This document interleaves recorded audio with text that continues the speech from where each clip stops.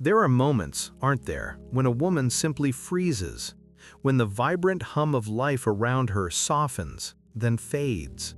The world becomes muted, colors dim, and the sharp edges of feeling blur into an absence. And the pain, that familiar, insistent ache, it simply isn't felt anymore. We often believe that passion, that fierce current of life, simply dwindles with time.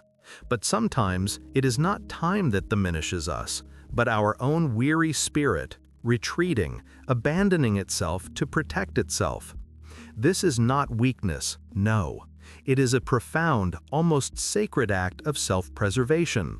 A deep, wise reaction to the chronic weariness of constant hurt, to the silent disappointment of unmet needs, to the invisible wounds the soul has carried for too long. It's as if the very body, in its ancient wisdom, decides it's safer to simply not feel, to not open itself to the possibility of being wounded again. And in this quiet stillness, in this profound silence, we begin to lose connection, not just with desire, but with the very current of life itself. When energy is blocked, we don't lose sex, we lose vitality. But remember, the energy itself never truly vanishes, it simply waits. We speak often of desire as something that simply fades, as if a candle, once burning brightly, suddenly decides to extinguish itself without reason, leaving behind only a wisp of smoke and a lingering chill.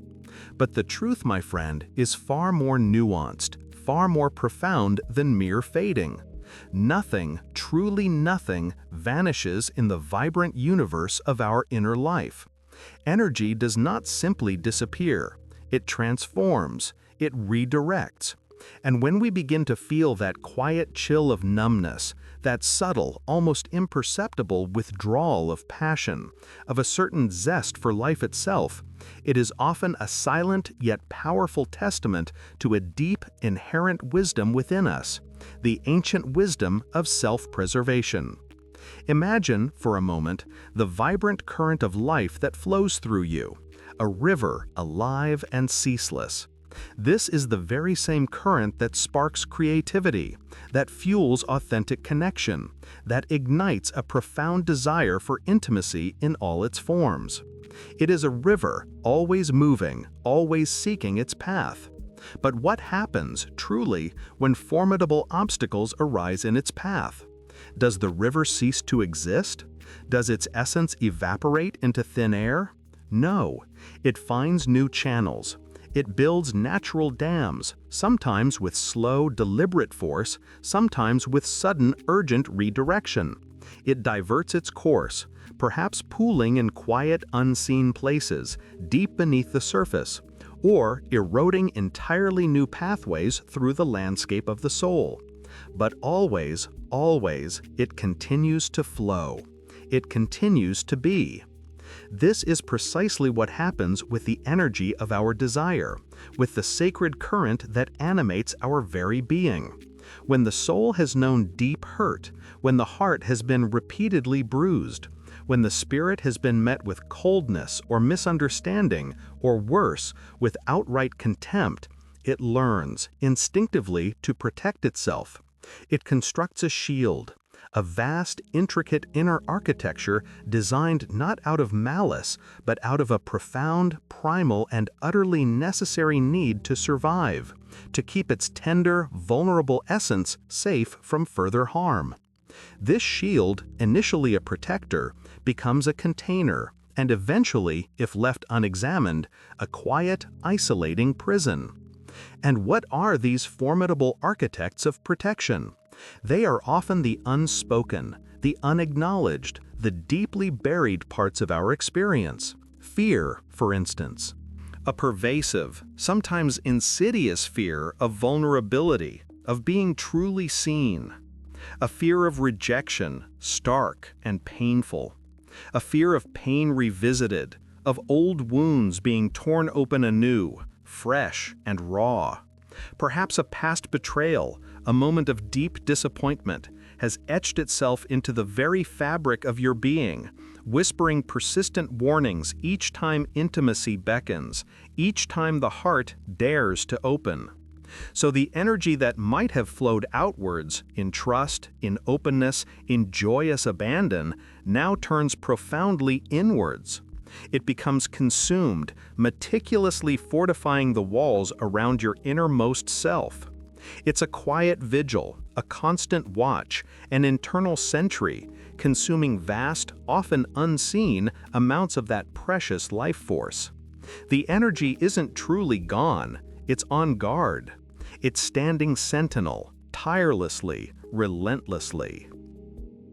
Then there is shame, a heavy, suffocating cloak woven from judgment, sometimes from the harsh words or dismissive glances of others, but often, and perhaps most painfully, from our own internal critic, our own self-reproach. Shame tells us, in 1,000 subtle ways, that we are unworthy, that our desires are somehow wrong, dirty, or unacceptable. It silences the authentic voice of the soul, burying it beneath layers of self-condemnation and self-rejection.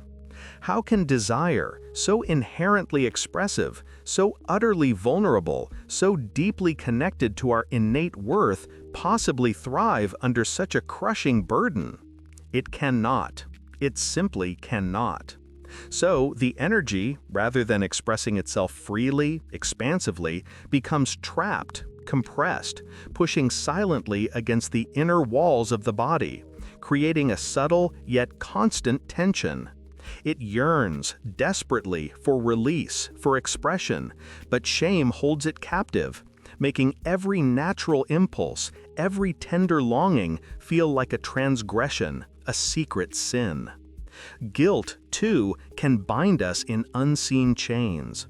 The lingering echo of something we believe we did wrong, a perceived failing, or perhaps something profoundly important we didn't do, a word left unsaid, an action not taken, a pervasive sense of responsibility for another's pain, or for a past choice that now haunts our waking hours and invades our dreams. Guilt creates a perpetual state of inner penance, a deeply ingrained feeling that we do not deserve joy, do not deserve pleasure, do not deserve the vibrant current of life to flow unimpeded, unburdened. This precious energy, meant for connection, for expansion, for the sheer delight of existence, instead becomes self-punishing, self-restricting. It folds in on itself, drawing back from the very experiences that could heal and restore, that could bring light and warmth back into the shadowed corners of the heart. And what of unexpressed resentment? This is a silent poison, a slow, corrosive erosion from within. Words unsaid, boundaries unheld, needs consistently unmet, expectations repeatedly dashed. These fester in the quiet, forgotten corners of the soul, building an energetic dam, brick by invisible brick. Each time we swallow our truth, each time we silently endure what diminishes us, what drains our spirit, a little more of that vital current is diverted, becoming stagnant, thick, and heavy, behind the formidable wall of our unaddressed grievances. Resentment hardens the heart, not just against the perceived perpetrator, but against the natural flow of all feeling, including the tender, vulnerable currents of desire and love. It creates a subtle, almost imperceptible distance, a veil of separation, even when physically we are closest to another. It whispers, "Do not open, do not trust, it will only hurt again." When energy is blocked in these profound, often unconscious ways, we don't just lose a specific function, like the capacity for physical intimacy or sexual expression. No, my friend, the truth is far broader, far more encompassing, touching every facet of our being. When energy is blocked, we don't lose sex, we lose vitality. We lose the spontaneous sparkle in our eyes, the effortless spring in our step, the unrestrained, joyful laughter that used to bubble up from the depths of nowhere.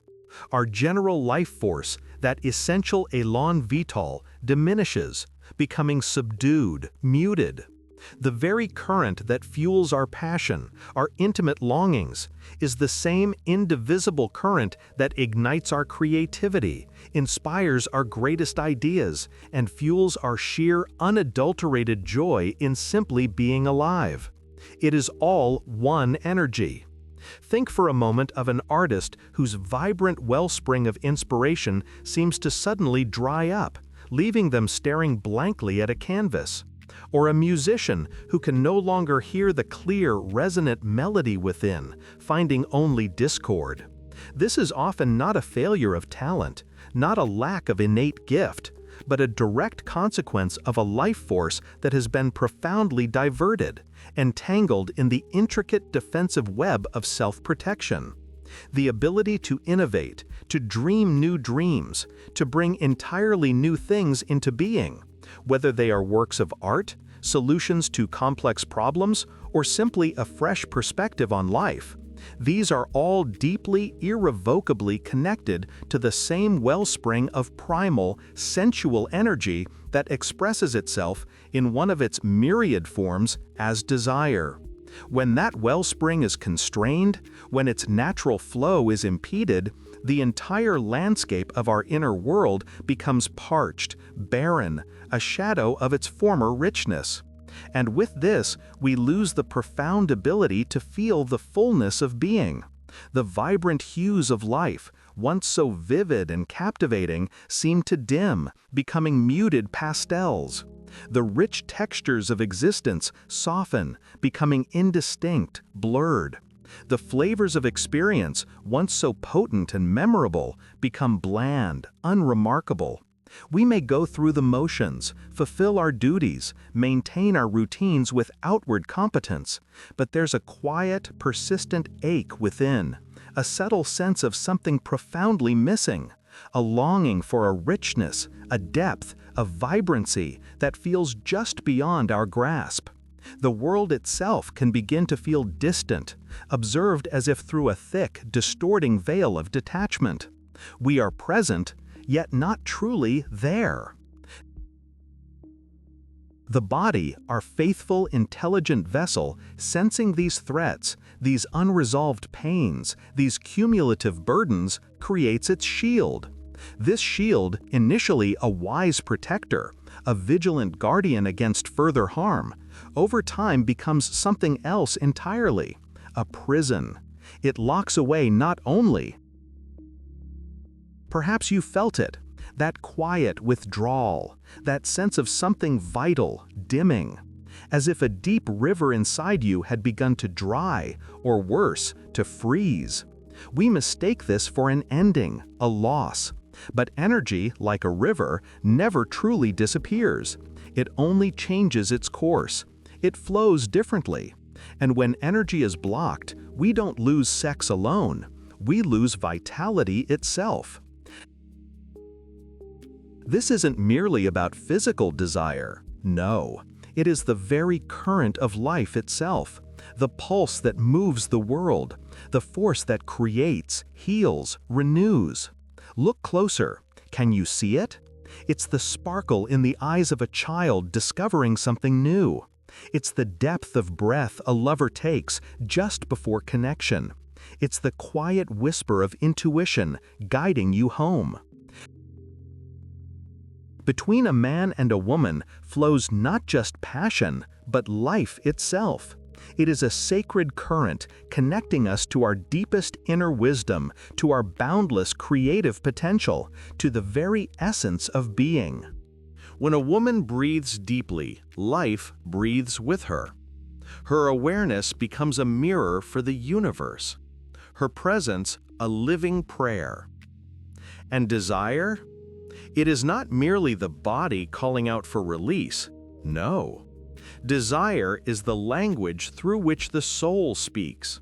It is the soul singing, yearning for full and free self-expression, a call to life. A man doesn't lose power when he ages. He loses it when he stops looking with wonder, when he forgets the song his own soul wishes to sing. Attraction, in its purest form, is not sin. It's the universe remembering itself, calling forth connection. This sacred current, this profound yearning, it is never truly gone. It is a force that waits, patiently, within you, waiting for its hour to manifest again, but perhaps with a new depth, a newfound awareness, not as a frantic search, but as a gentle blossoming, a return to your most authentic self. Love, feel, breathe. The energy within you has never died. It's been waiting for you to awaken.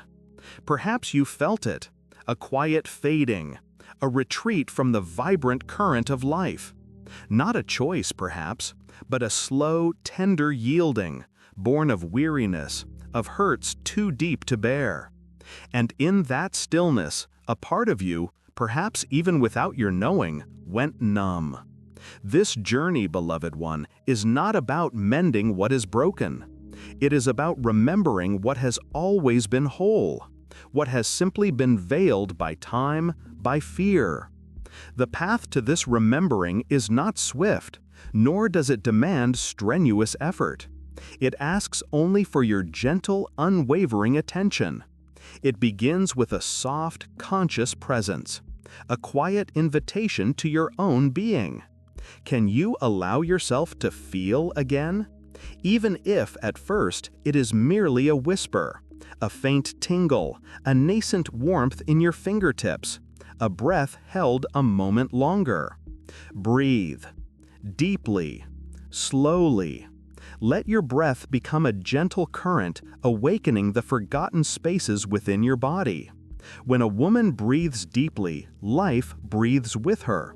For a man, each conscious breath anchors him, rooting him in the present moment, a source of unwavering strength. This slow, deliberate rhythm is the first step in creating a safe space for your senses to return. Then, touch, not with a purpose, but with a reverence, to yourself. A gentle caress on your own arm, the simple act of holding your hand. Extend this to the world around you, to the rough bark of a tree, the cool smoothness of a stone, the soft petal of a flower, to anything that feels safe and truly alive. Let these simple connections remind your skin, your very cells, what it means to sense, to connect, to be present. This is not about seeking grand passion from without. It is about creating an inner sanctuary, a sacred space where your sensuality can, once more, unfold, like a resilient flower after a long, quiet winter. Here, desire is not the body calling, it is the soul singing. It is the language through which the soul speaks. To embrace this path is to meet your own vulnerability with courage, to open the door to true strength, to authentic aliveness. For attraction is not sin. It is the universe remembering itself. And when we begin to look at ourselves with wonder, truly with wonder, we begin to see that same profound marvel reflected in every other soul. Love, feel, breathe. The energy within you has never died. It's been waiting for you to awaken. We have journeyed together, haven't we? Through the quiet corners where life's current seemed to slow, perhaps even to still.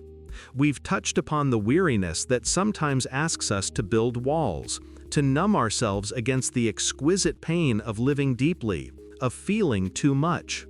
But even in those moments of quiet retreat, a profound truth has always been present, waiting.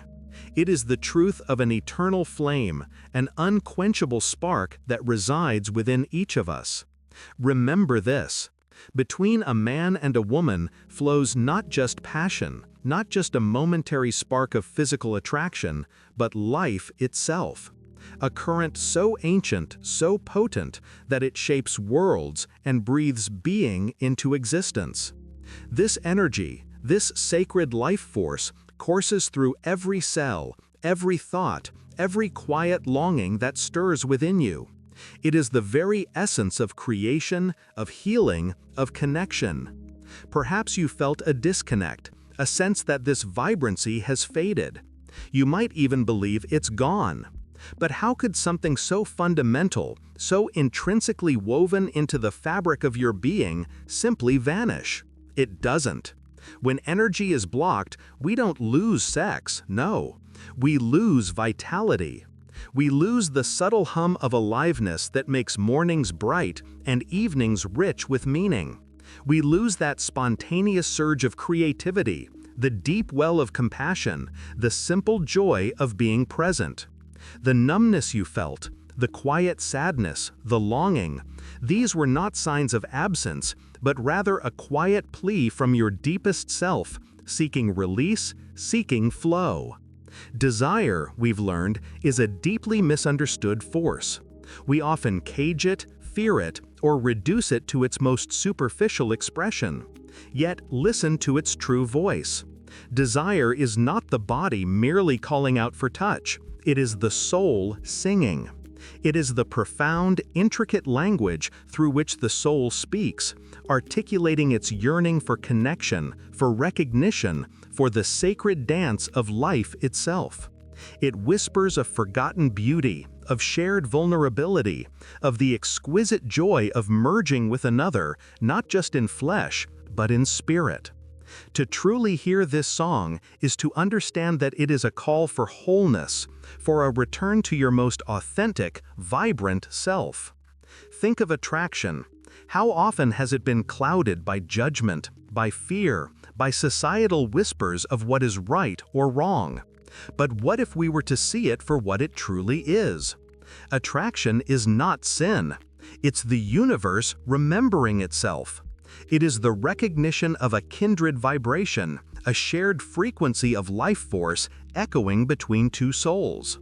It is the profound acknowledgement of the divine spark in another reflecting the divine spark within you.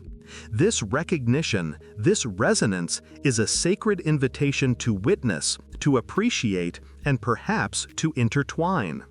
To deny this natural pull, this universal remembering, is to deny a part of the very fabric of existence.